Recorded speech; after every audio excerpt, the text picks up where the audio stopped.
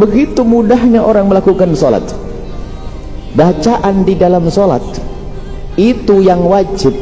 Kalau anda tahu, yang wajib dibaca waktu anda melakukan sholat duhur, maghrib, isya dan seterusnya, itu cuma 5. Yang bisa menghafal Pancasila, nggak bisa menghafal ini, nggak selamat nanti. 5. Yang pertama takbiratul ihram, Allahu Akbar. Yang kedua membaca surat Al-Fatihah sampai waladhdallin. Yang ketiga adalah membaca at-tahiyat di akhir, bukan tahiyat yang pertama kalau salat zuhur, tahiyat akhir, at-tahiyatul mubarakatuh satu thayyibatillah sampai asyhadu alla ilaha illallah wa asyhadu anna muhammadar rasulullah. Yang keempat. Yang kelima, Allahumma shalli ala sayyidina Muhammad wa ala ali sayyidina Muhammad. Kama sholaitanya tambahan itu. Yang kelima adalah assalamualaikum. Lihat bacaan yang dibaca itu, nggak ada lebih dari itu.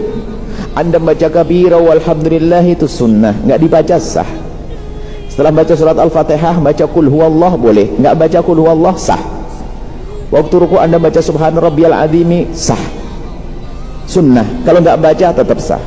Rukuknya pun nggak pakai Allahu Akbar sah. Cuman keterlaluan ngomong kita aja kok susah.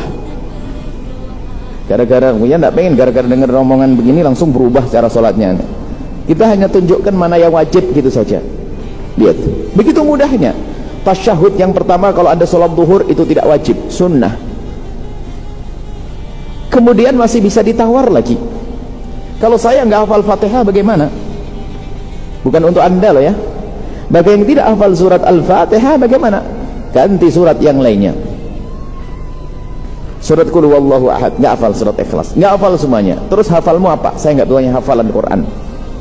Karena dia tobat sadar sudah umur 80 tahun dia. Pinter dia. Minggu depan malaikat Israel datang dia tobat, pinter dia. Nggak bisa apa-apa, Fatihah nggak bisa. Terus bisa mau apa?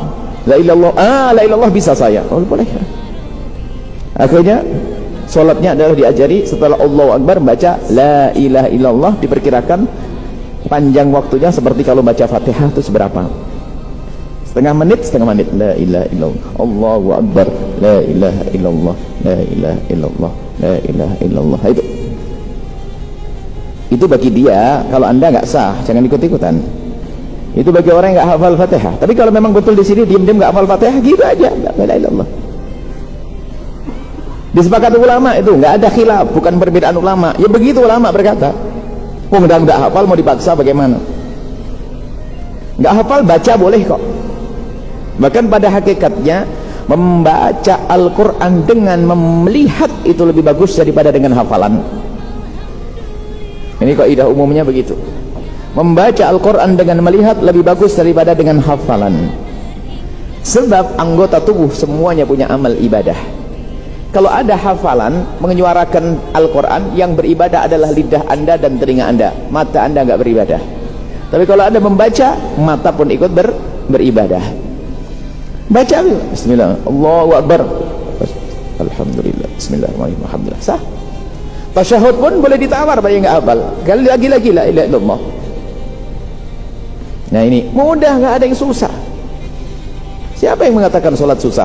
Makanya kalau ada orang tidak bisa sholat, yang salah itu gurunya. Yang salah gurunya. Dan yang kalau ada orang susah melakukan sholat, lagi-lagi yang salah gurunya. Sebab sholat sama sekali tidak susah. Jangan sampai Anda seksa orang tua Anda yang sudah sepuh untuk sholat seperti Anda yang sehat. Banyak kemudahan yang Allah berikan untuknya. Jangan seksa dia sholat.